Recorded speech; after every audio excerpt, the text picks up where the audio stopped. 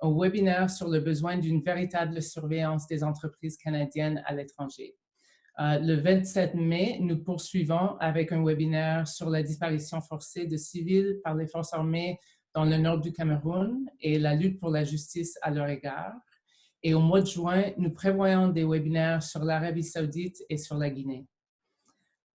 Tous nos webinaires sont en lien avec des campagnes actuelles et je vous encourage fortement d'aller sur notre site web ou bien de nous contacter pour savoir comment vous pouvez agir et vous impliquer dans nos campagnes. Prochaine diapo. Merci. Donc, quelques détails techniques par rapport à notre plateforme aujourd'hui. Votre microphone et votre vidéo sont désactivés pendant la présentation pour une meilleure audibilité des panélistes. On compte sur les connexions Wi-Fi de plusieurs personnes dans plusieurs pays pour cet webinaire. Donc, on essaie de vraiment améliorer nos résultats en termes d'enjeux techniques. Vous pouvez en tout moment poser vos questions via le question-réponse. Pour des questions techniques, si vous avez un problème de connexion ou d'audio, c'est Camille qui va vous répondre à l'écrit. Si vous avez des questions concernant le contenu ou le travail de nos collègues au Sénégal, que vous aimeriez poser pendant la période de questions, vous pouvez les entrer en tout moment. Je vais les recevoir et les prendre en note pour la période de questions. Et vous pouvez toujours converser avec les animateurs, animatrices et les participants via le chat. Vous avez aussi mon adresse courriel si jamais vous avez des questions ou des suggestions supplémentaires après la conférence.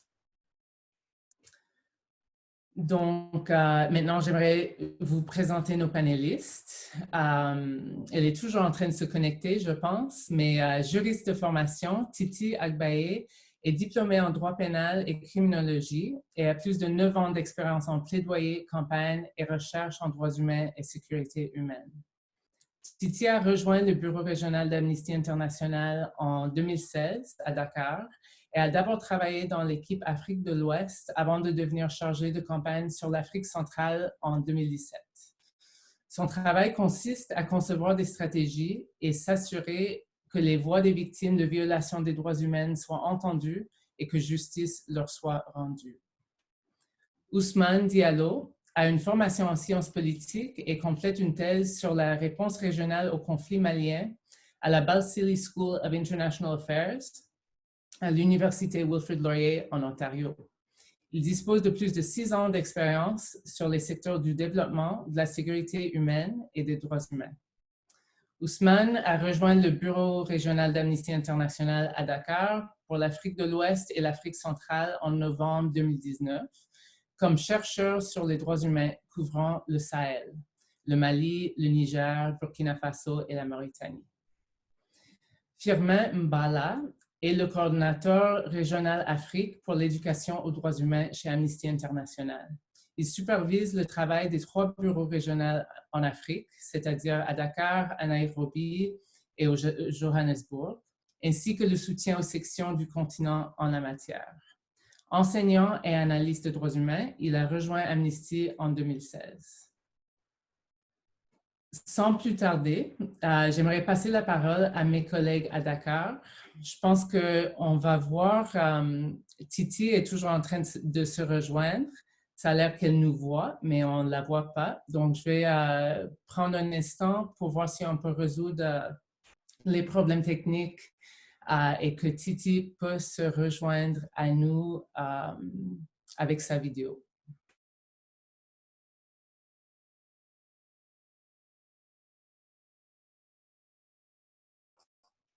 Alors, peut-être on va laisser du côté le vidéo et voir, Titi, si tu veux aller de l'avant et parler, on va voir si on t'entend. Bonjour Marissa, bonjour à tous. J'espère que vous allez bien, que vous prenez soin de vous et j'espère que vous allez bien physiquement et mentalement. La présentation d'aujourd'hui, je vais parler rapidement de la structure de la présentation. Avant d'entrer dans le fond du sujet, je voudrais préciser, comme Marissa a dit, que notre bureau régional couvre l'Afrique de l'Ouest et l'Afrique centrale. Donc, comme beaucoup de gens, nous suivons un peu la situation dans d'autres régions et d'autres pays sur le continent, mais pour cette présentation, on va vraiment se concentrer sur les deux régions couvertes par notre bureau à Dakar. On va faire un survol général des mesures prises par les différents pays dans la région, les regrouper par thème. Ensuite, on parlera du lien entre la pandémie et la situation des droits humains, toujours dans les deux régions, Afrique de l'Ouest et Afrique centrale. On fera ensuite un zoom sur quelques pays particuliers par région en Afrique centrale. Ce sera Cameroun, Gabon / Congo, et on vous expliquera ensuite pourquoi les choix de ces pays-là. On va faire égal, puis on parlera plus particulièrement des conséquences de cette pandémie sur les lieux de privation de liberté, donc la situation carcérale en Afrique de l'Ouest, Afrique centrale. Et on finira par les défis, mais aussi les perspectives futures. En fait, il nous a semblé important de commencer déjà à réfléchir aux conséquences, en fait, celles qu'on voit et celles qui pourraient venir après cette pandémie. Et Firmin nous parlera plus particulièrement d'un domaine auquel on ne pense pas toujours tout de suite, qui est l'impact de cette pandémie sur les violences basées sur le genre et plus particulièrement les pratiques culturelles néfastes, je crois ce qu'on dit, en Afrique. Donc, Firmin s'attardera plus particulièrement sur des questions comme le mariage précoce et les mutilations génitales féminines. Camille ?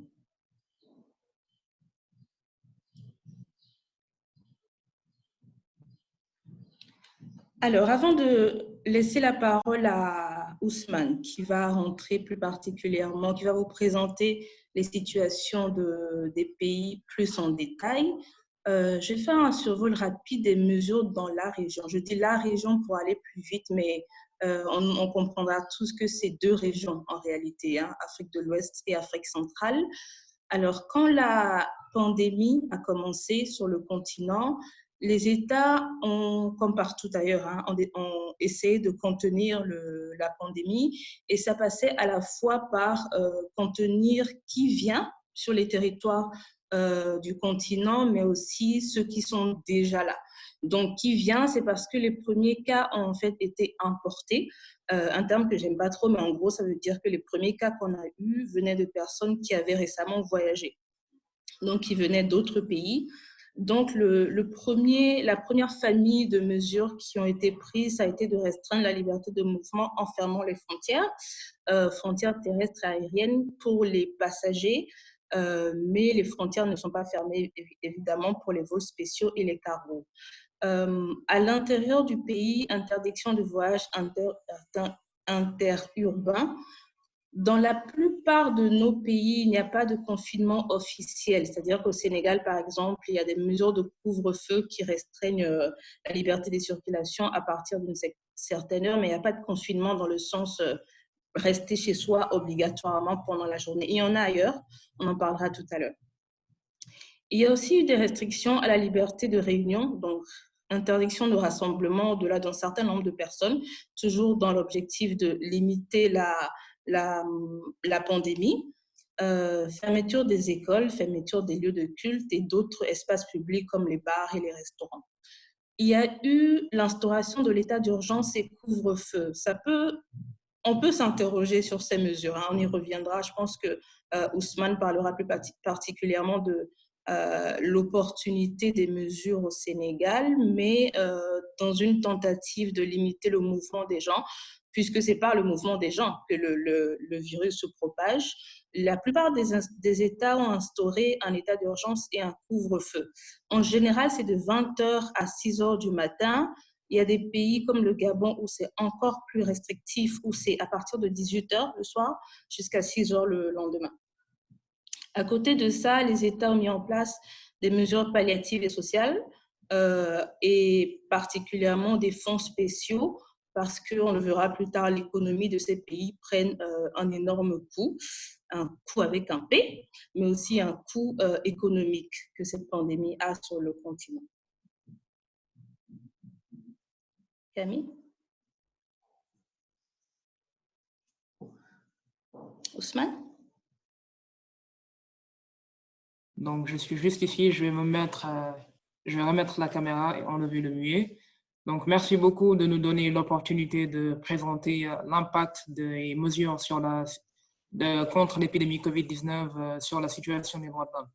Donc, comme l'a présenté Titi, il y a toute une batterie de mesures qui ont été prises par les gouvernements de la région, notamment en restreignant les libertés de mouvement, en établissant des fonds palliatifs pour mitiger l'impact de la restriction du mouvement, notamment sur les travailleurs journaliers qui ont moins accès à leurs sources de revenus.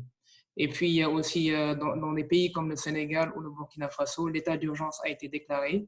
Et au Burkina et au Niger, par exemple, des villes comme Niamey ou bien Ouagadougou, où les premiers foyers de l'épidémie ont été détectés, avaient été mis sous restriction de mouvement. Donc, pas de possibilité de circuler entre les différentes régions de ces villes.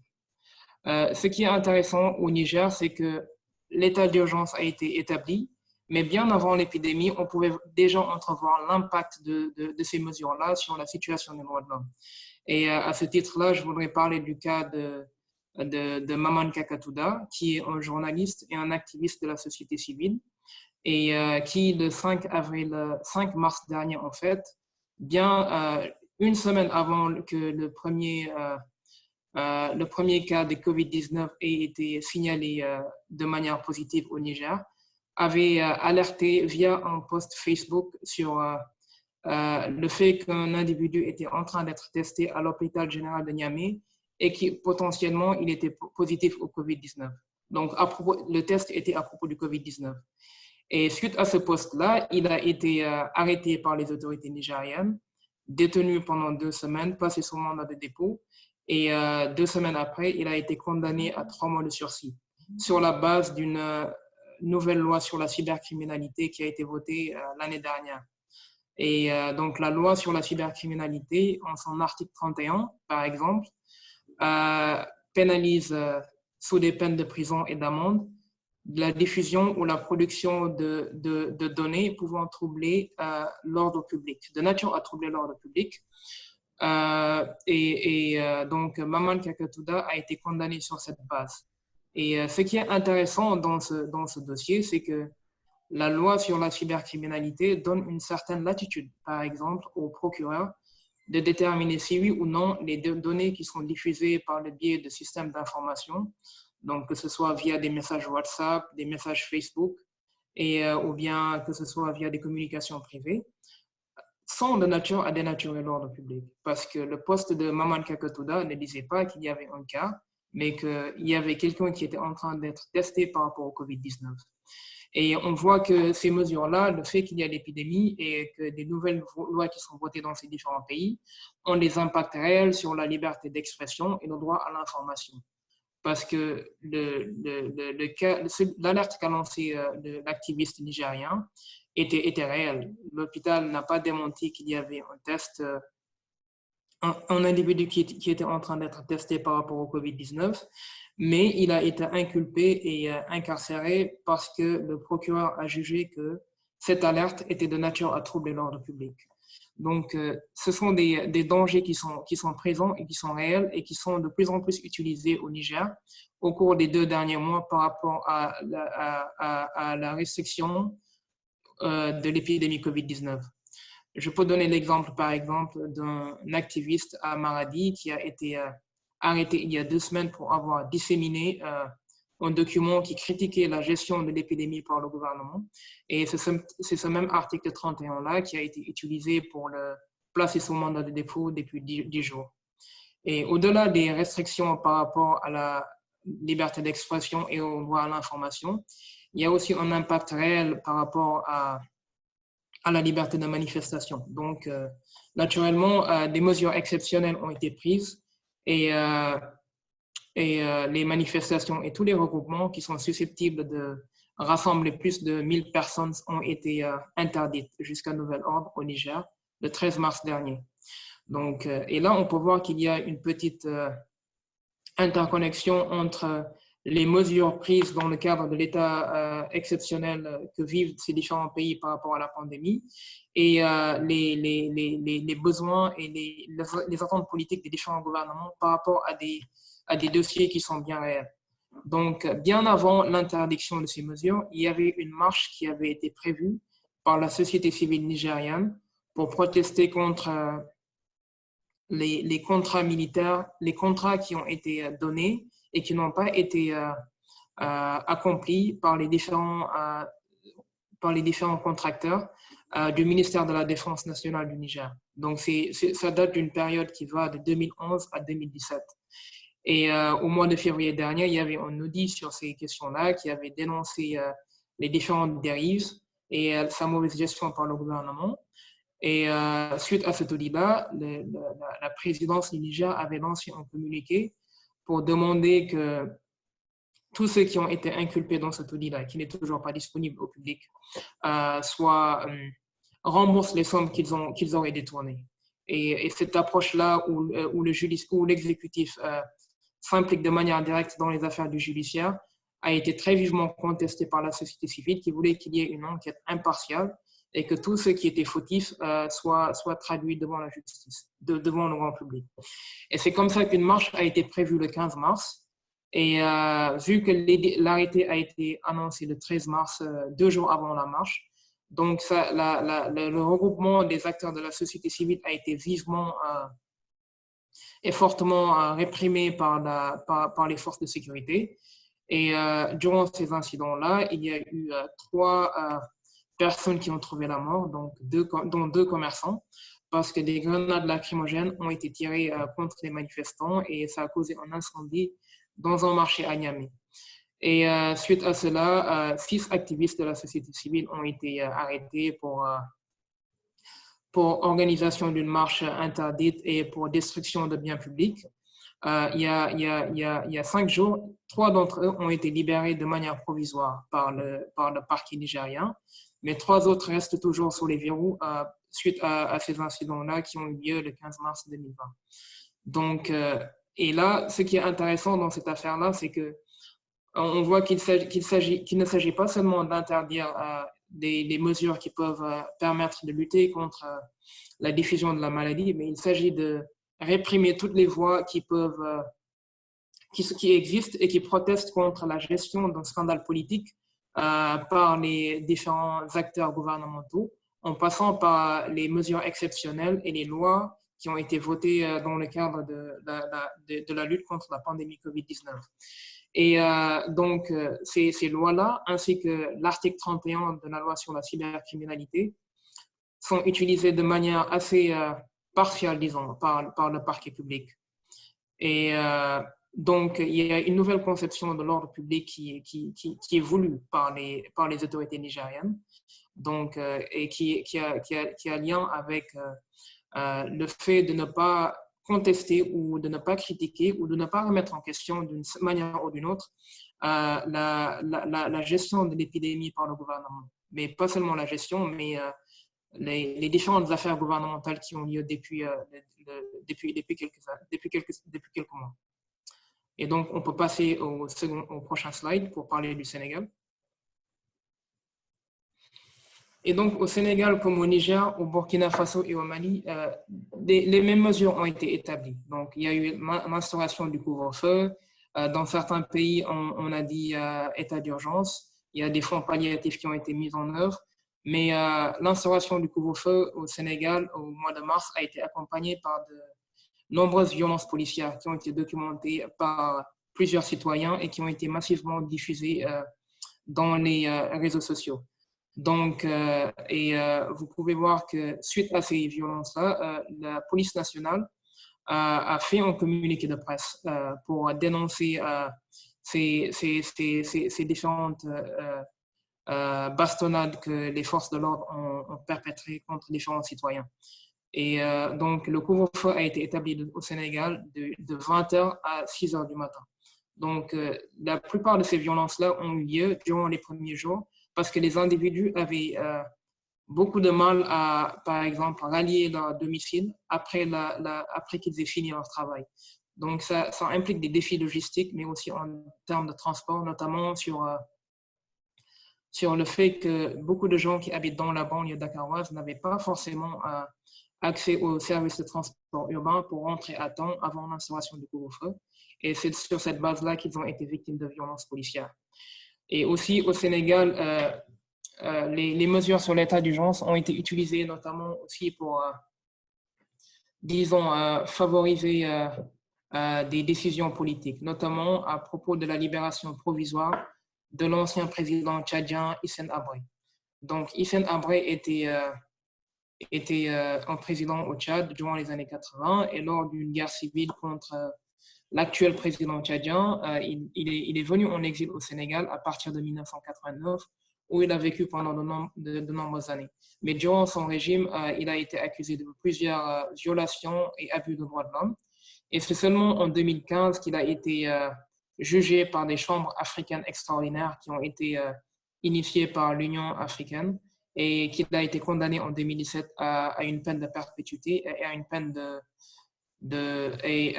au paiement d'amende pour ses différentes victimes.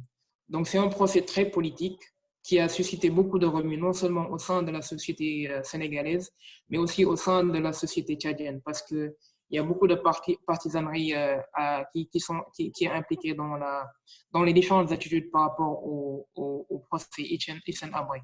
Mais ce qui est important, c'est que des faits ont été établis, notamment des violations des droits de l'homme sur des victimes, notamment sur des bases ethniques et qui ont eu lieu, notamment la torture, ainsi que des exécutions extrajudiciaires et d'autres tueries.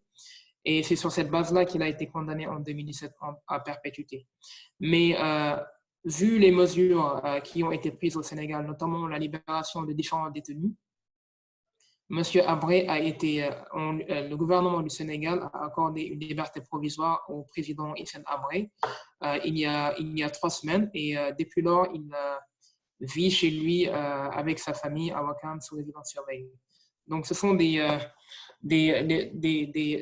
problématiques qui sont très actuelles et très pointues parce qu'il y a d'une certaine manière un traitement préférentiel qui est accordé à un condamné par rapport à beaucoup d'autres, alors que beaucoup de ces crimes-là sont des crimes de droit international.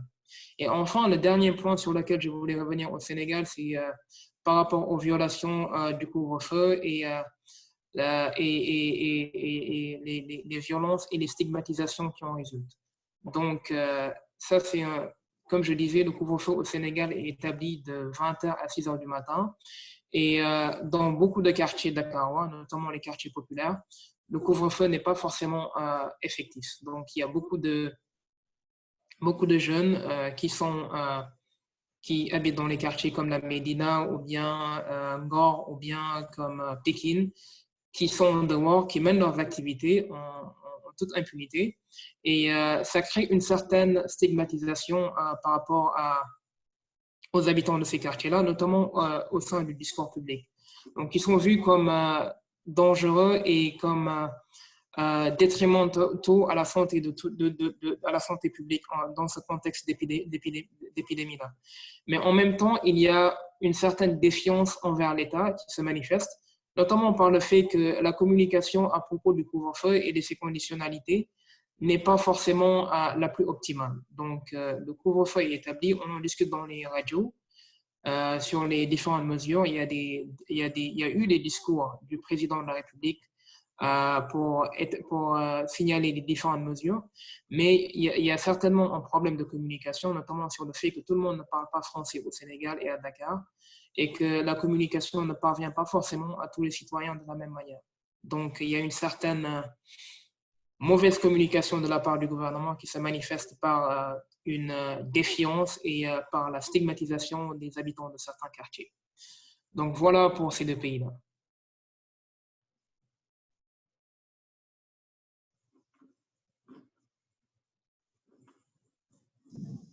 Merci. Je remets la caméra et le micro. Non, un peu avant, Camille.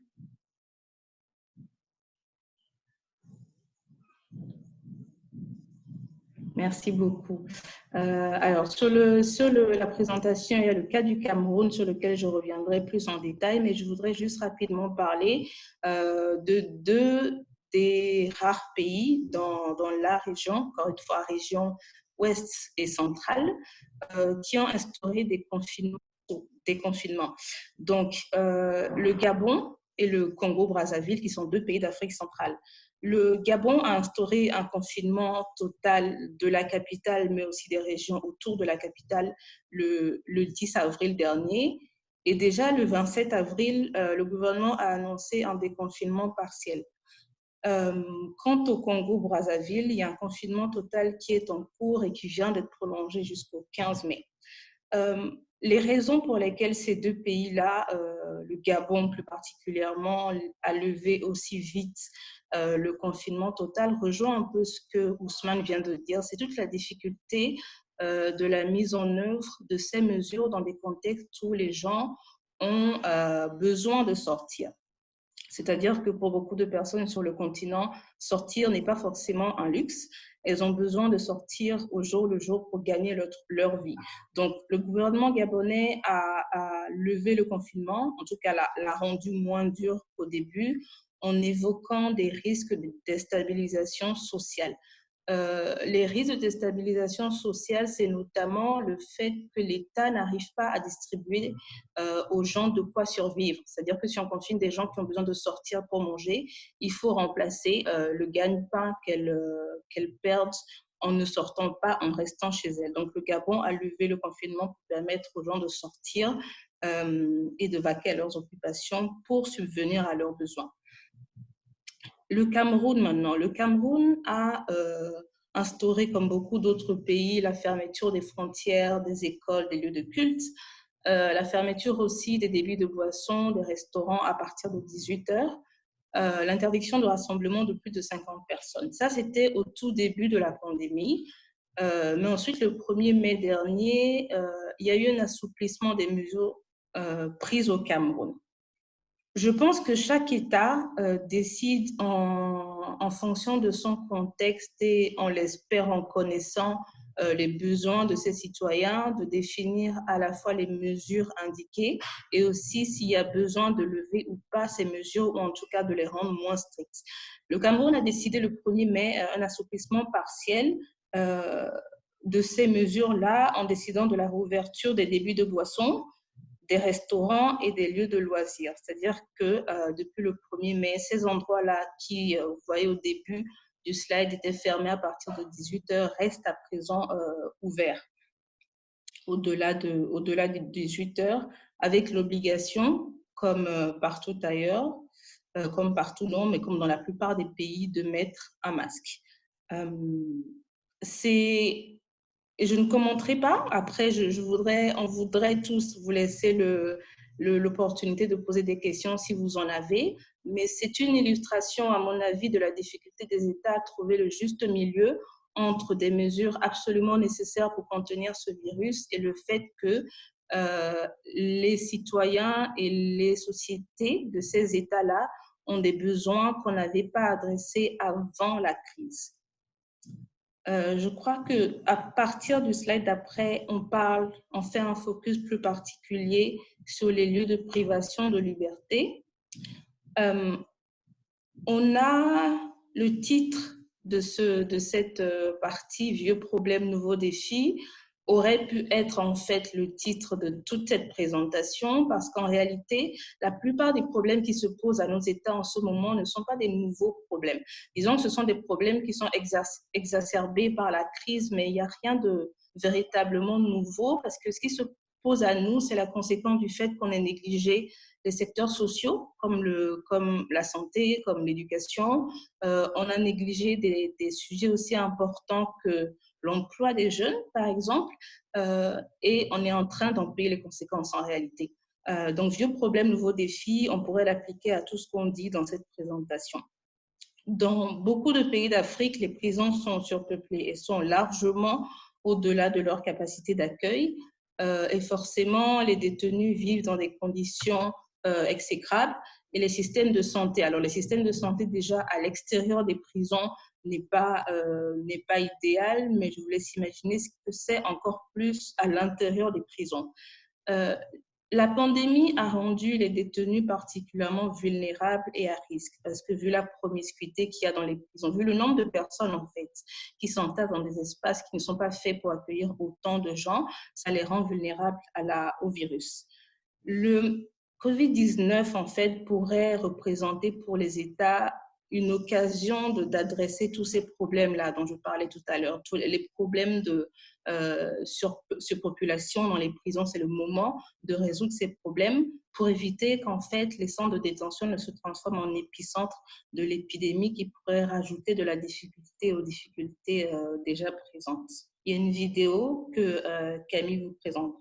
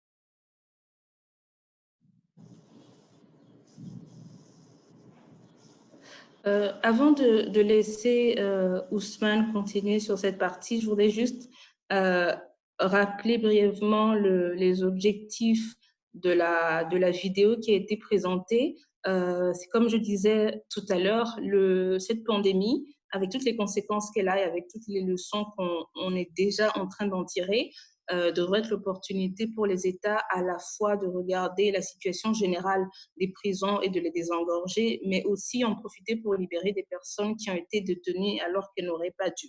Donc, vous avez vu dans la vidéo, il y a à la fois un appel général à désengorger les prisons, mais aussi plus particulièrement à libérer certaines personnes dont les situations sont particulières.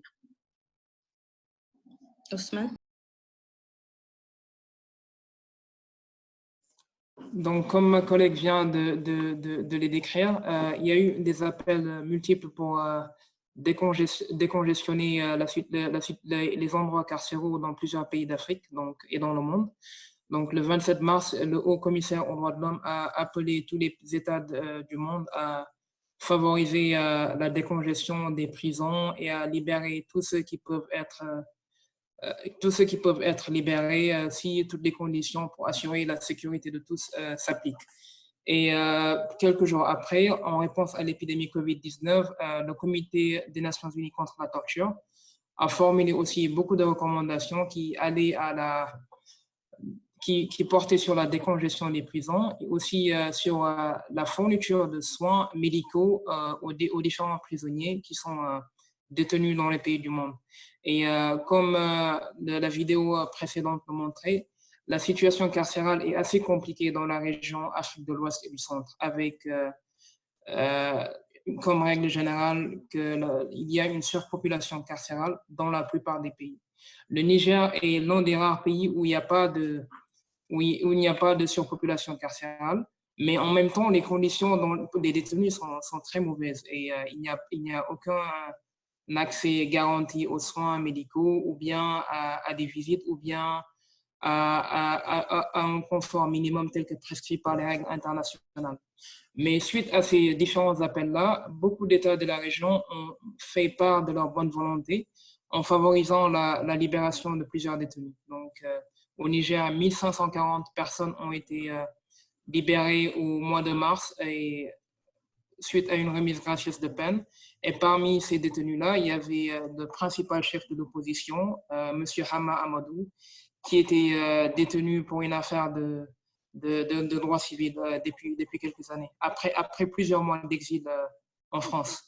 Au Mali, c'est 1447 prisonniers qui ont été libérés le 8 avril passé Et au Burkina, c'est à peu près 1207 personnes qui ont été libérées. Ce sont surtout des détenus qui étaient condamnés à des peines privatives de liberté et suite à des jugements définitifs et qui s'étaient illustrés par leur bonne conduite.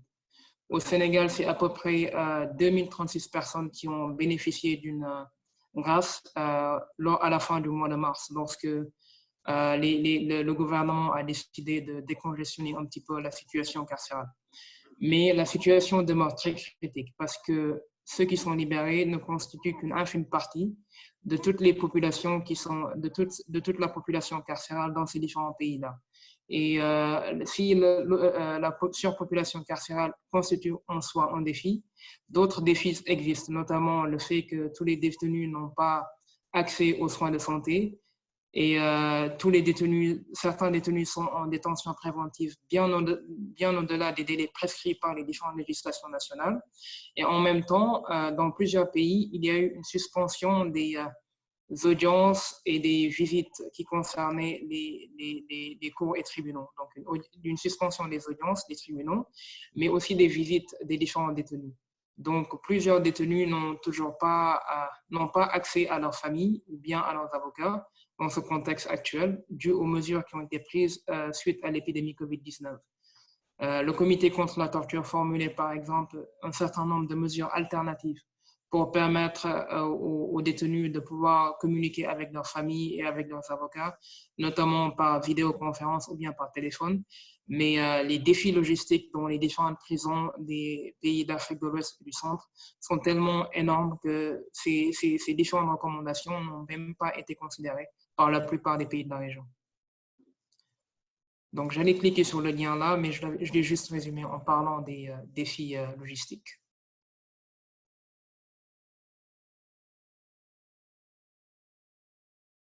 Je pense que c'est au tour de mon collègue Firmin Mada. Oui, alors, heureux de pouvoir prendre la parole à la suite de mes collègues et heureux surtout d'être ici pour partager ces réflexions concernant l'impact du Covid sur la région dont on s'occupe. Alors, je voulais faire un survol de ces préoccupations et pour précisément laisser le soin à la discussion de rebondir sur tel ou tel aspect qui serait préoccupant, en tout cas qui intéresserait les participants. De manière générale, on spécule beaucoup en ce moment sur les pronostics et sur les projections de l'impact du Covid-19. Selon certains, l'Afrique serait en train de déjouer les pronostics, mais quand on a dit cela, il faut se rappeler que le continent est un continent à cran. Et donc, comme l'a dit ma collègue, le Covid-19 intervient en quelque sorte comme un accélérateur.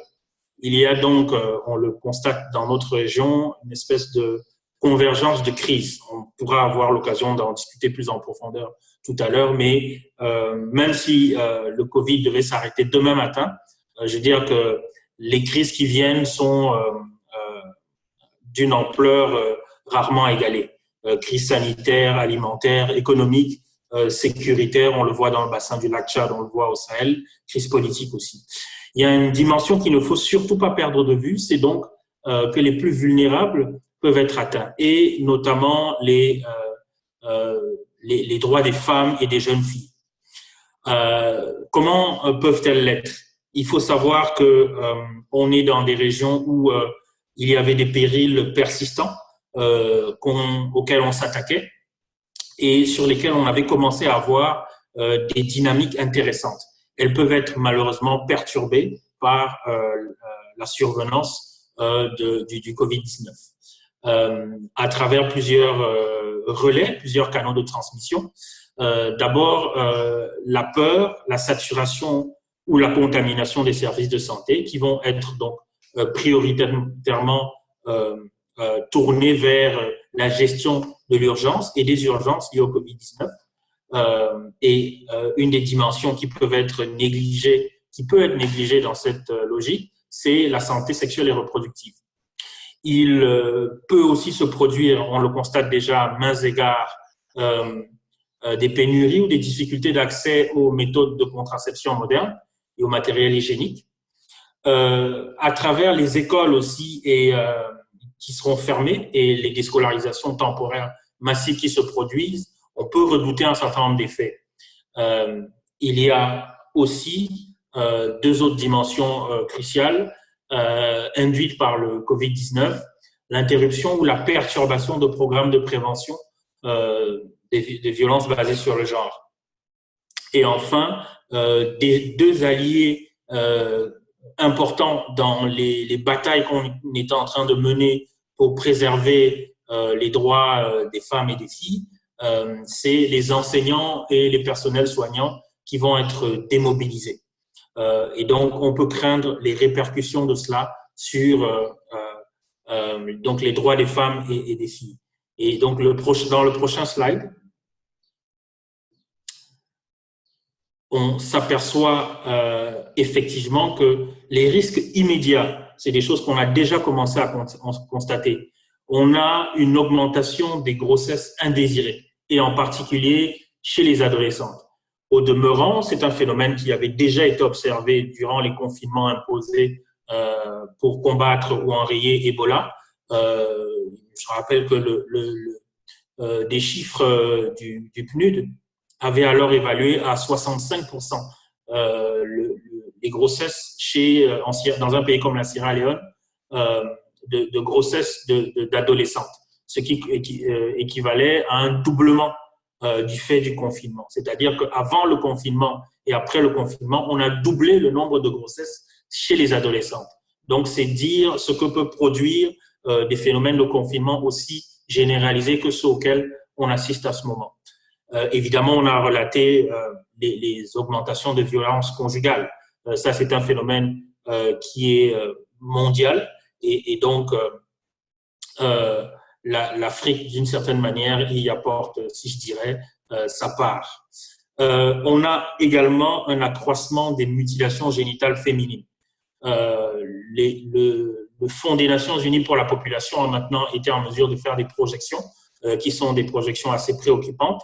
Et quand on sait que l'Afrique, et en particulier l'Afrique de l'Ouest, fournit un contingent impressionnant des mutilations génitales féminines, on peut s'attendre là aussi à des chiffres qui seront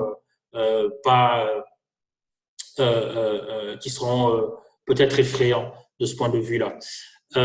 Et de la même manière, l'accroissement du nombre de mariages de mineurs, qui est un phénomène très répandu en Afrique centrale et en Afrique de l'Ouest, et auquel, notamment à Amnesty, on avait commencé à s'attaquer par des programmes plutôt performants dans les communautés à travers de l'éducation aux droits humains, mais là qui, de fait, à cause des mesures liées au Covid-19, sont interrompues. On est en train de réfléchir à la manière de les réadapter, mais il est évident que des périodes de confinement, des périodes d'incertitude comme celle-ci sont propices justement à ce que des phénomènes pareils soient relancés. On l'observe déjà à plusieurs endroits où nous travaillons. Donc, à long terme, et pour en terminer là, à quoi peut-on s'attendre et que doit-on redouter? Il faut redouter d'abord une dépriorisation de la question des violences sexuelles et sexistes de l'agenda mondial. Les gouvernements vont être, et il me semble c'est légitime, être tout entier tournés vers les relances de machines économiques avec des paquets de mesures extrêmement coûteuses. Et ce faisant, des questions comme celle de la violence sexuelle et sexiste peuvent se voir déclassées dans l'agenda mondial. Et l'autre effet induit donc parmi ces risques à long terme qu'on voit sur le prochain slide, c'est effectivement un sous-financement de toutes ces questions-là et un déclassement de façon ultime des droits des femmes et des filles, c'est-à-dire un accroissement corrélatif des violences basées sur le genre prises vraiment dans un sens très large. Voilà, pour faire un petit peu de prospective par rapport à ces répercussions du Covid-19. Évidemment, si on le souhaite, on pourra rentrer un petit peu plus en détail sur chacun des points évoqués. Je vais repasser la parole à Marisa pour conclure. Donc, un grand merci à nos panélistes pour les présentations très instructives concernant notre thématique. C'est vraiment un privilège pour nous de pouvoir vous entendre aujourd'hui. J'aimerais tout de suite commencer la période des questions afin de maximiser le temps qui nous reste. J'ai déjà une question qui est arrivée. Juste un petit rappel, si vous avez un micro et vous aimeriez poser votre question à voix haute, juste me le dire dans le question et réponse, le chat, et on va activer votre microphone pour que vous puissiez parler. Et sinon, vous pouvez toujours poser les questions par écrit. Et je vous inviterai juste, pendant que vous réfléchissez à vos questions pour nos collègues à Dakar, je vous invite à répondre à notre dernier sondage qui va être affiché par Camille tout de suite. Merci. Donc, première question pour nos collègues. On a Kadi qui dit « J'approuve le désengorgement des prisons avec la libération de certains prisonniers. Mais il y a eu également des personnes incarcérées pour avoir violé le couvre-feu et toute autre mesure. Ne pensez-vous pas que cela puisse être une roue qui tourne? Par exemple, vous libérez 100 prisonniers et ensuite vous arrêtez 100 prisonniers qui violent les mesures. Alors, je vous laisse entre vous trois, Titi, Ousmane, Firmin, prendre la parole pour répondre. Bon, je vais me lancer. OK, allez-y, continuez, s'il vous plaît.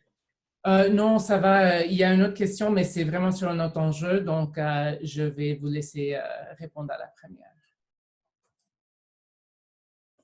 Je suis tout à fait d'accord, en fait, avec cette remarque, parce que c'est l'un des paradoxes auxquels on fait face dans la région à propos du désengorgement des prisons et de l'arrestation des personnes qui ont violé le couvre-feu. Donc, disons qu'il y a eu un certain nombre de défis par rapport à la gestion des personnes qui sont en contravention vis-à-vis des mesures qui établissent le couvre-feu. Parce qu'au début, il y a eu beaucoup de violence, puis à la suite, il y a eu beaucoup de personnes qui ont été détenues, puis détenues au poste de police avant d'être libérées. Puis de plus en plus, on voit que certains gouvernements ou bien certaines forces de sécurité essaient de mettre cette personne-là, de leur infliger des amendes, par exemple, pour qu'elle paie ces amendes-là afin de pouvoir être libérée. Donc, lorsqu'elle viole le couvre-feu. Mais ça pose beaucoup de questions, notamment à propos du désengorgement des prisons. Donc, au Sénégal ou bien au Niger. Au Niger, il y a 2 semaines, il y a 200 personnes manifestants qui ont été détenues pendant un certain nombre de périodes, puis qui ont été libérées. Puis, ce qui est rassurant au moins par rapport à ce paradoxe, c'est que jusqu'ici, on n'a pas eu de cas de personnes qui ont été placés sous mandat de dépôt et déférés suite à des violations du couvre-feu. Donc, ce sont des individus qui ont été arrêtés, puis détenus dans les commissariats de police, puis libérés à la suite. Mais il y a un paradoxe et je pense que beaucoup d'États de la région n'ont pas encore réussi à déterminer quelle attitude adopter face à ces violations. Merci Ousmane. Nous avons une autre question, probablement plutôt pour Firmin. Comment expliquer l'accroissement des mutilations génitales? Alors, merci pour la question. Les mutilations génitales ou de manière plus courte, les excisions, sont des phénomènes complexes qui sont culturellement très anciens et donc solidement ancrés. Partout, à peu près partout, ils sont maintenant pénalisés. C'est un travail aussi qu'on suit à Amnesty. Le dernier pays qui a rejoint la liste n'est pas nécessairement dans notre région, c'est le Soudan. Mais je veux dire que comme il est culturellement complexe, il est aussi difficile à combattre parce qu'il ne suffit pas de faire des lois À peu près partout, comme je l'expliquais, il existe des lois et donc il faut aller sans doute un petit peu plus au-delà. Et c'est ce que nous nous attachons à faire. Pourquoi est-il relancé pendant ces périodes-ci? Eh bien, précisément parce que la loi réprimant ces phénomènes-là, ils sont devenus plus confidentiels. Et cette période, qui est précisément une période où la vigilance des communautés, la vigilance des services de sécurité, des services de santé n'est plus la même qu'en temps normal. Donc, on trouve le moyen de pouvoir pratiquer, de pouvoir couper les jeunes filles à ce moment-là. Et donc, c'est ce qu'il faut redouter et qui, semble-t-il, commence déjà à se produire ici ou là. Merci. On a une question qui vient d'Andréane qui aimerait connaître les impacts de la COVID-19 sur les défenseurs des droits humains. Est-ce qu'ils sont plus à risque et sont-elles et ils capables de poursuivre leur travail? Pour ce qui est du Niger, je pense qu'ils sont plus à risque. Et je pense que la situation des droits humains va dépendre des différents contextes nationaux. Donc, la situation à laquelle ils font face au Sénégal ou bien au Burkina Faso va différer de celle qui est liée au Mali ou bien au Niger ou au Gabon. Et dans certains contextes, notamment avec des lois qui sont liberticides comme la loi sur la cybercriminalité, le simple fait de critiquer la gestion de l'épidémie par le gouvernement peut être vu comme une communication qui est de nature à troubler l'ordre public et à mener à des inculpations par les autorités judiciaires. Et au Niger, on a eu plusieurs cas comme ça au cours des dernières semaines, notamment de personnes qui discutaient par WhatsApp et qui ont été arrêtées et détenues sur la base de cette loi. Je ne sais pas si Titi ou Firmin, vous voulez ajouter quelque chose? Sinon, j'ai une autre question qui attend. OK. Donc, Jennifer voudrait savoir, est-ce que la situation relativement à la COVID-19 est différente dans les régions où il y a des conflits armés? Ou est-ce qu'il y a des enjeux particuliers dans ces régions qui vivent des conflits en plus de la COVID-19? Merci pour cette question. On avait pensé en fait à l'inclure dans la présentation, puis on s'est dit, on espérait un peu que ça ressorte plutôt dans les questions. En fait, comme on a dit au début de cette présentation, la pandémie rajoute des éléments de vulnérabilité à un continent qui en avait déjà beaucoup. Donc, il faut peut-être multiplier par 2 ou 3 quand on pense à des pays ou des régions qui font face à des conflits. Le nord du Cameroun, par exemple, qui depuis très longtemps est isolé à la fois géographiquement par des limitations de déplacement, mais aussi symboliquement isolé des médias, c'est-à-dire qu'on ne parle pas tant que ça de ce qui se passe là-bas. Ces régions-là seront encore plus isolées, c'est-à-dire qu'on entendra encore moins parler de ce qui s'y passe parce qu'en ce moment, on est tous, nos attentions à tous sont sur la pandémie uniquement. Et forcément, ça va rajouter de la vulnérabilité aux victimes de toutes ces régions-là. Sur un plan purement humanitaire, les aides qui arrivaient dans ces régions vont elles aussi connaître pas un stop complet, on l'espère, mais en tout cas un ralentissement dans le temps que les aides mettent à arriver aux régions qui sont concernées. Donc, en fait, il faut redoubler de vigilance pour tout, mais plus particulièrement pour les régions où il y avait des conflits.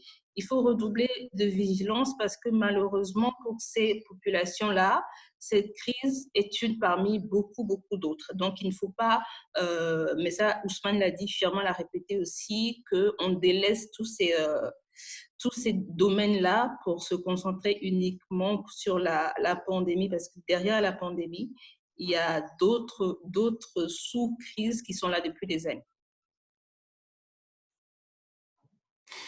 Peut-être pour rajouter juste une note de bas de page à ce que Titi vient de dire, je parlais de convergence des crises. Je voudrais donner une illustration concrète.